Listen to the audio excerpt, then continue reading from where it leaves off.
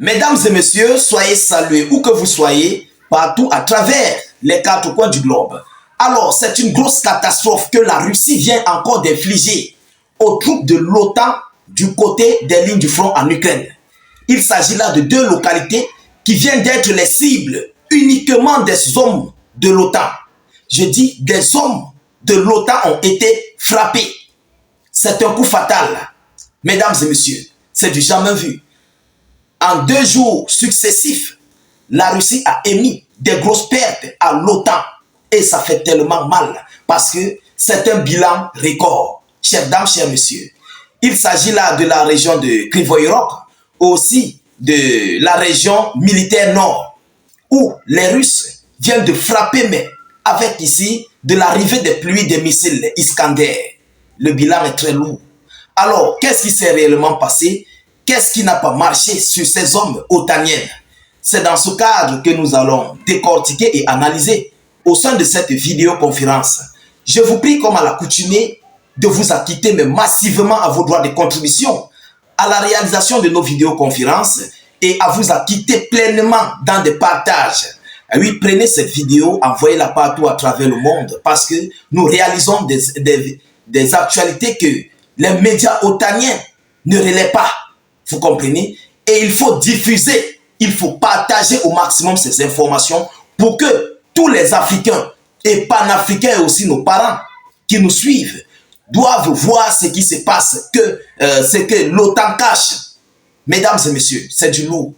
Et oui, c'est du lourd. Alors, poussez beaucoup de gens pour sécuriser la vidéo en question. Mettez suffisamment de pouces bleus, c'est très important. N'hésitez pas à cliquer sur le lien de notre chaîne YouTube dans la zone de commentaires et abonnez-vous. Si vous n'êtes pas encore abonné sur notre page Facebook, cliquez juste là en dessus sur suivre en bleu et activez la cloche de notification pour ne plus rater nos prochaines émissions.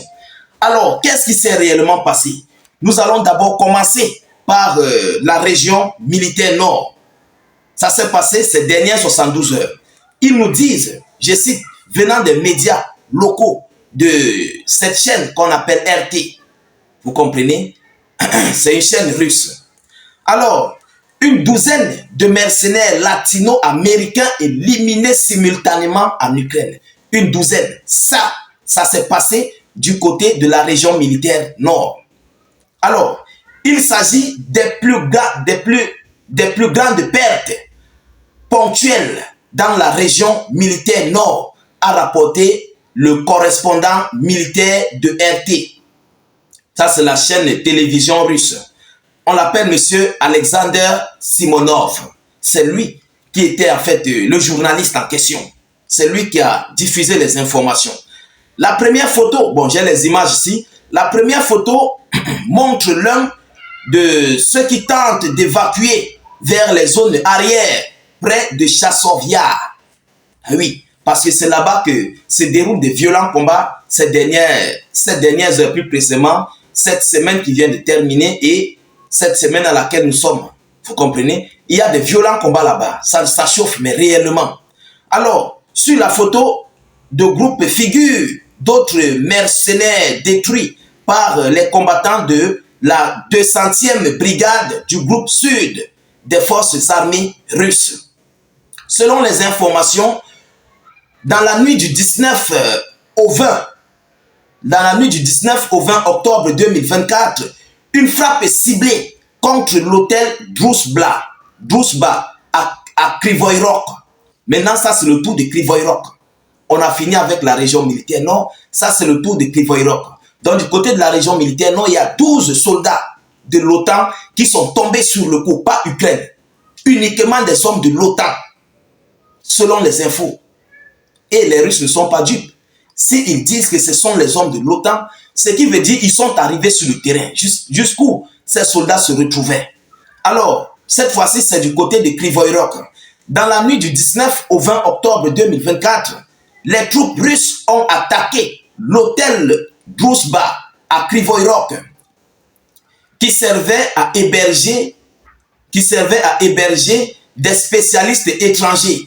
Le système de missiles opérationnels tactiques Iskander a été utilisé pour atteindre la cible.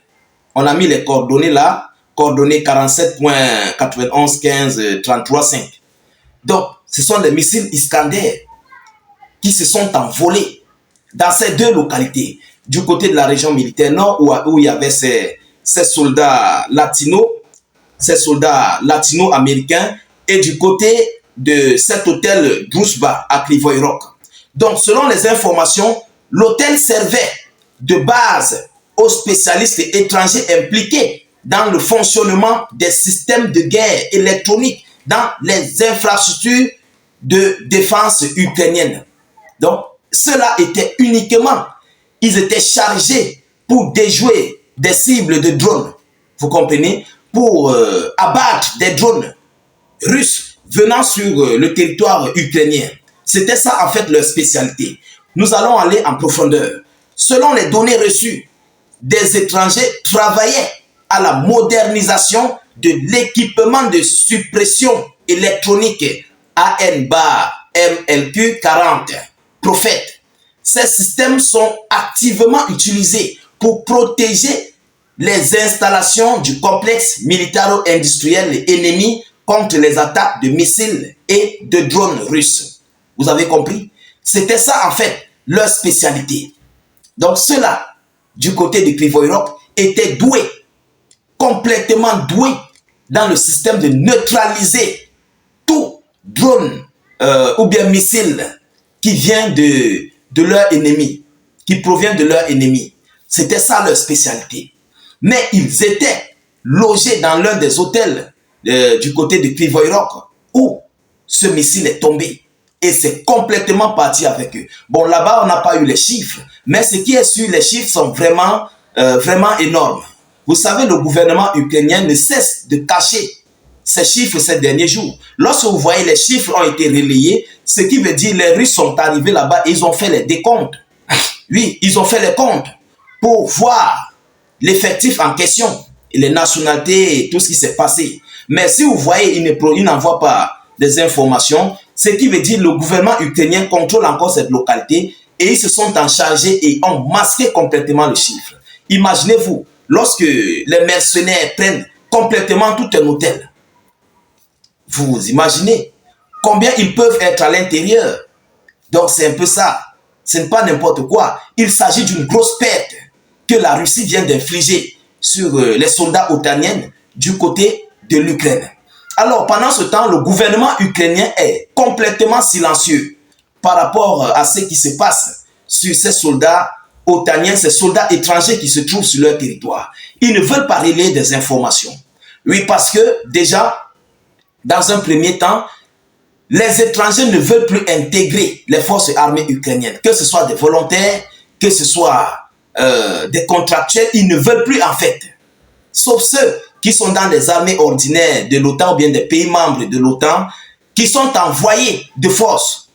Et ils sont obligés d'accepter parce qu'ils sont là pour l'honneur et fidélité. Ils sont là pour écouter et mettre en œuvre les décisions venant du gouvernement. Ce sont eux qui sont envoyés là-bas et sont transformés sur un drapeau russe, sur le drapeau ukrainien. Et par rapport à cela, lorsqu'ils arrivent au front, ils sont complètement envoyés au repos éternel. C'est pourquoi même d'ailleurs le dernier recrutement ukrainien venant de Merceau a complètement chuté. Les mercenaires étrangers ne parviennent plus à faire les rangs de masse de 300 hommes. C'est impossible. Parce que ce qui se passe sur les lignes de front est complètement fort par rapport à ce qui s'attendait.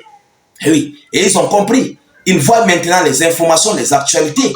Lorsque nous relayons les informations, ils n'écoutent plus les médias otaniens.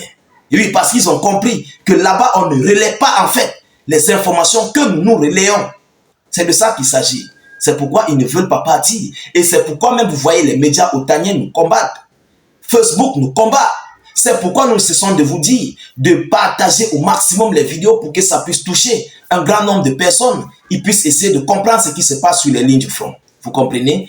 Alors, je vais devoir m'arrêter là, sécuriser la vidéoconférence au maximum.